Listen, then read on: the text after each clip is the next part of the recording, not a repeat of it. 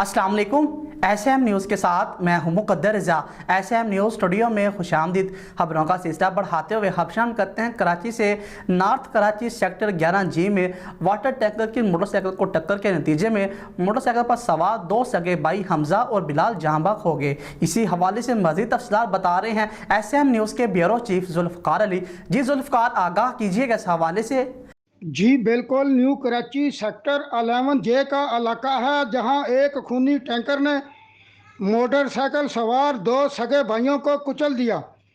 अहले खाना का कहना है कि दोनों भाई सुबह नाश्ता लेने घर से गए थे, जिन्हें वाटर टैंकर वाले ने कुचल दिया, जो मौका पर ही जान की बाजी हार गए।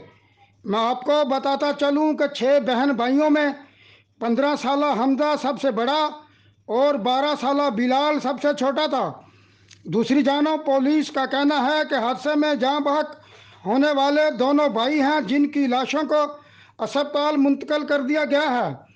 इलाका पुलिस ने बताया कि वाटर टैंकर के ड्राइवर को हिरासत में ले लिया गया है, जिसे इलाका मकीनों ने पकड़कर पुलिस के हवाले किया है। जी बहुत शुक्रिया जुल्फ़कार, तफसीलात से आगाह करने के लिए। अब तक के लिए इतना ही। मज़ीद खबरों के लिए देखते रहिए SM न्यूज़।